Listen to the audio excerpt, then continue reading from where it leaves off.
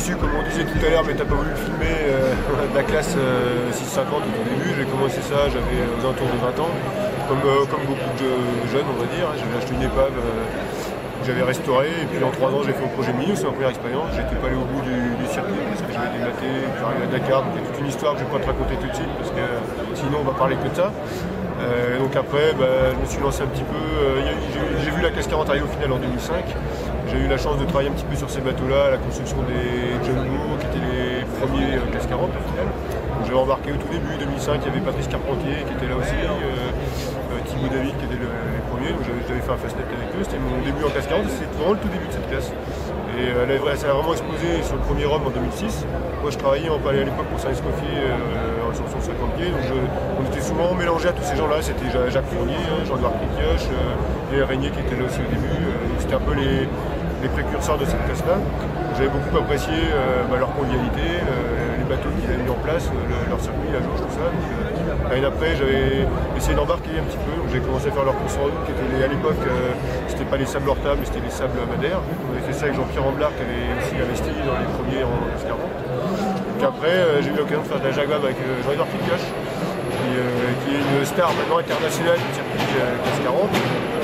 Et donc suite à ça, Jacques était devenu aussi pareil, propriétaire d'une partie du bateau, et Jacques et Jean-Edouard m'avaient fait un beau cadeau, ils m'avaient prêté leur bateau pour faire la trotte anglaise, sur laquelle on n'est pas trop mal marché, puisque je terminais 4ème juste devant, un petit quart d'heure devant Alvard, qui à l'époque revenait en tant que navigateur, c'est un moment qu'il avait arrêté. Maintenant c'est plus difficile d'être devant lui parce qu'il s'est beaucoup entraîné depuis, et je ne désespère pas de pouvoir le réattaquer un peu dans les 2 années à venir. Je peux déjà te parler un peu de la 2012 parce que oui, c'est au final la continuité de ce qui s'est passé cette année. Cette année, j'ai emmené hier 3 chambrists que j'ai rencontrés un petit peu par hasard sur une navigation qu'on faisait ensemble. Je leur ai présenté ce projet de Québec-Saint-Malo, un petit peu faute pour eux, puisque c'est des gens qui n'avaient absolument pas fait de course au large, absolument pas mis en mer à la limite, même sur n'importe quel bateau. Donc ils rêvaient de faire une trotte atlantique.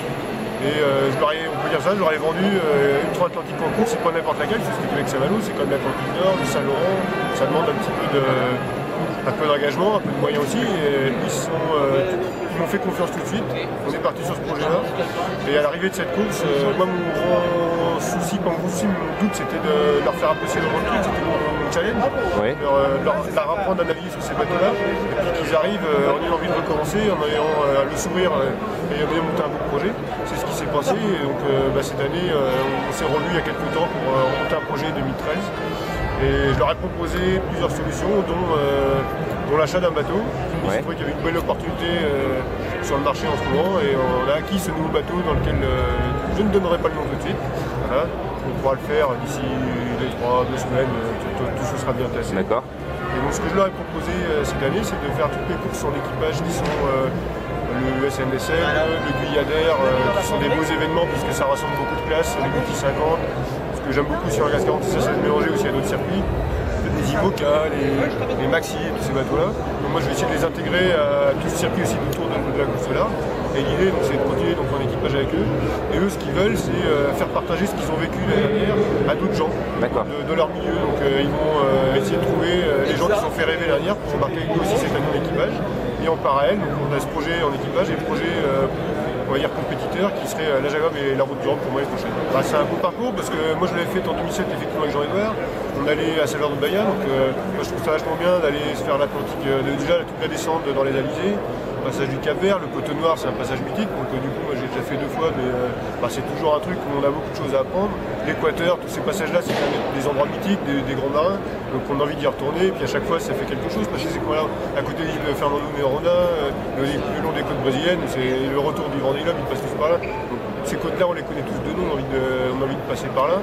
Puis l'arrivée au Brésil, c'est très festif, c'est ce qu'on avait déjà eu à Salvador. Donc là, on va découvrir un nouvel endroit qui c'est a priori, et puis du coup, c'est plus Salvador de Bahia.